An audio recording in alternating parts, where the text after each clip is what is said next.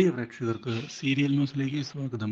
കൂടുതൽ സീരിയൽ ന്യൂസുകൾ അതിവേഗം ലഭിക്കുന്നതിന് ഈ ചാനൽ സബ്സ്ക്രൈബ് ചെയ്യുക. ബെൽ ഐക്കൺ മറക്കാതെ ക്ലിക്ക് ചെയ്യുക. വീഡിയോ ഇഷ്ടമായി എങ്കിൽ ലൈക്ക് ചെയ്യാൻ മറക്കരുത്.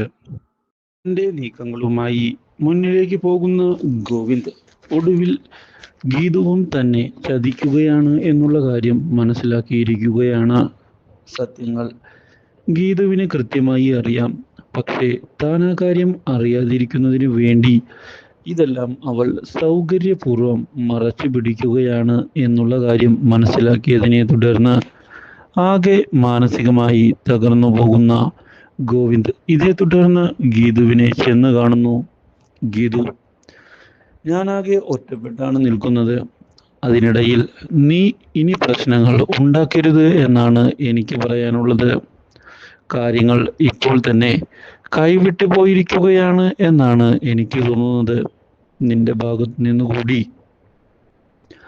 ഒരു ചതി അത് എനിക്ക് താങ്ങാവുന്നതിലും അപ്പുറമായിരിക്കും എന്നുള്ള കാര്യം ഞാൻ ഇപ്പോൾ തന്നെ നിന്നോട് തുറന്നു പറയുകയാണ്. ഒരിക്കലും നീ എന്നെ ചതിക്കുകയില്ല എന്നാണ് ഞാൻ വിചാരിക്കുന്നത്.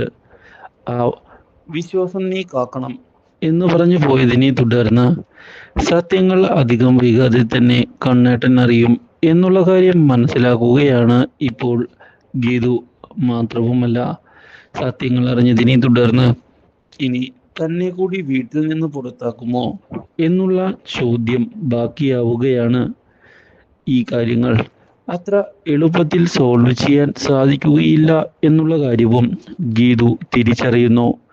പക്ഷേ ഇതേ തുടർന്നാണ് ഒടുവിൽ പരിശോധനയുടെ റിസൾട്ട് വരുന്നത്. കാര്യങ്ങൾ അറിഞ്ഞതിനെ തുടർന്ന് എന്താണ് സംഭവിക്കുന്നത് എന്നറിയുന്നതിനായി ഹോസ്പിറ്റലിലേക്ക് ചെന്നതിനെ തുടർന്നാണ് ഒടുവിൽ ആ രഹസ്യം ഗോവിന്ദ് തിരിച്ചറിയുന്നത്.